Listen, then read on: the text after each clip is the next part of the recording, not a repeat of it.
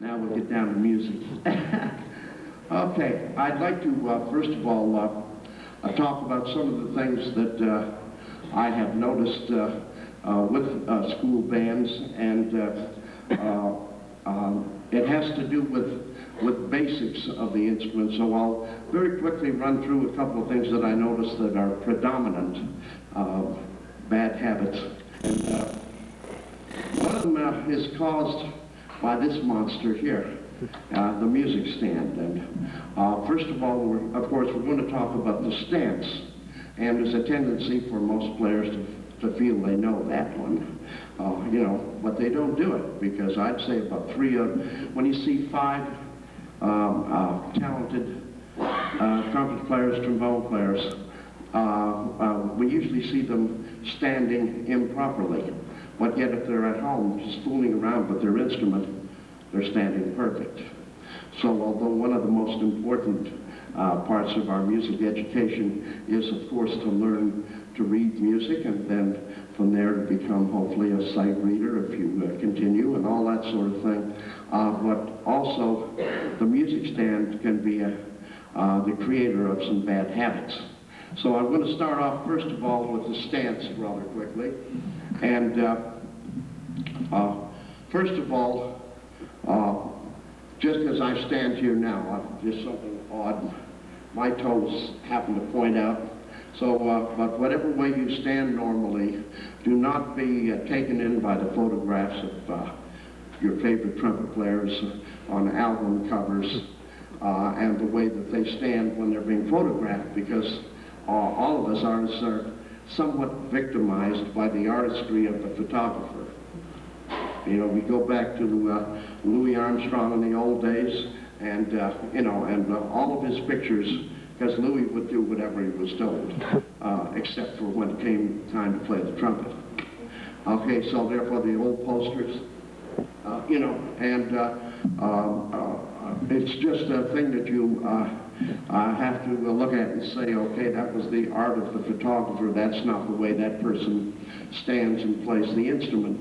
Okay, first thing is you have to recognize whether you're going to be a power type predominantly player like perhaps I am, or regardless of that, you must stand properly. The stance is very important, and you must give in to the fact that although you're a musician and therefore an artist, you have to be part athlete, whether you want to be or not, because you have to be coordinated, just like an athlete.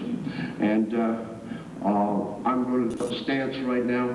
And when I talk about certain parts of the techniques that I use, I think it's very important I stay with telling you what I do, rather than trying to describe how Maurice Andre or Doc Severinsen or any one of the great young trumpet players of today plays. I think it's better if I leave that to them to tell you how they do it, because no two of us are the same. That's why it's such a wonderful art form.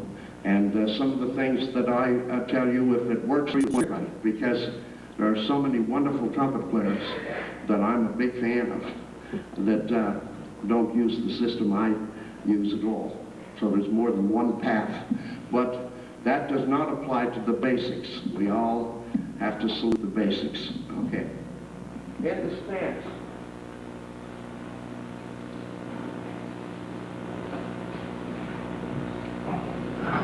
It's quite simple, of course, to just stand here. And remember one thing, that when you give a child a horn and you say, hey, see if you can get a sound out of this.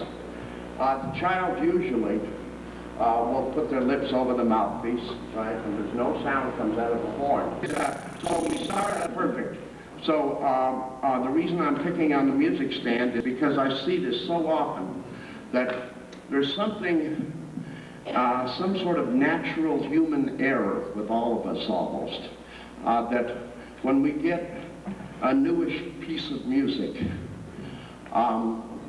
whether we wear contact lenses like myself, or glasses, or have perfect eyesight, there's some rather odd habit that we seem all to have, that we think if we get our eyeballs closer to this music that we're reading, that we're going to read and play it better, you know.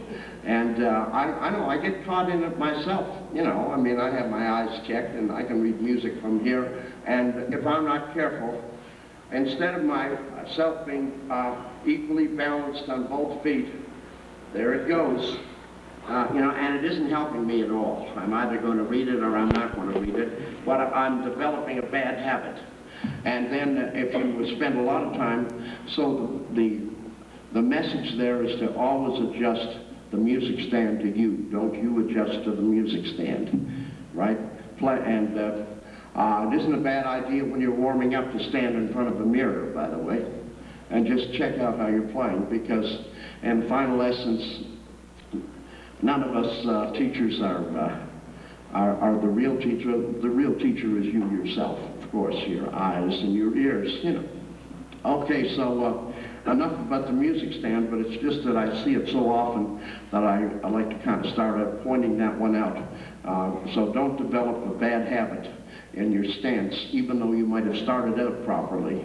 As you get more advanced, you'll get more and more new music coming at you quickly by your band director, and then he's yelling at you to hold up your instruments, hold up your horn, right? Boy, we get tired of hearing that one, don't we? Sorry, band director.